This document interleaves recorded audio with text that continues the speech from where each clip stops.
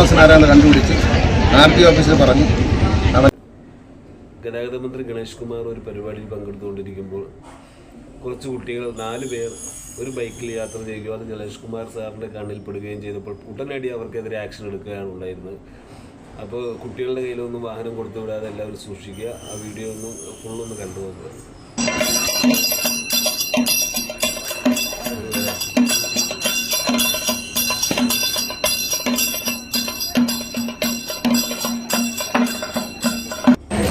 CA വിളിച്ചു പറയും, police അവിടെ നമ്മൾ എടുത്ത് ഇതിൻ്റെ ഉടമസ്ഥനാരാന്ന് കണ്ടുപിടിച്ച് RTO ഓഫീസിൽ പറഞ്ഞു. അവൻ്റെ ആ ഉടമസ്ഥൻ്റെ ലൈസൻസ് റദ്ദാക്കി. വീട്ടുകാർ പിള്ളേരെ കൊടുത്ത് അയക്കാൻ പാടില്ല. വീണ് മരിച്ചാലേ നമ്മൾ അന്വേഷിച്ചാണ്.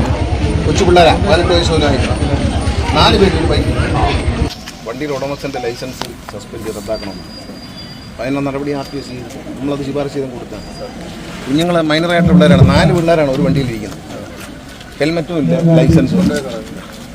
ഉടമസ്ഥൻ വരുമ്പോൾ അത് RTOക്ക് കൈമാറും. അവർ നോക്കി. അങ്ങനെയാണ് നിയമം.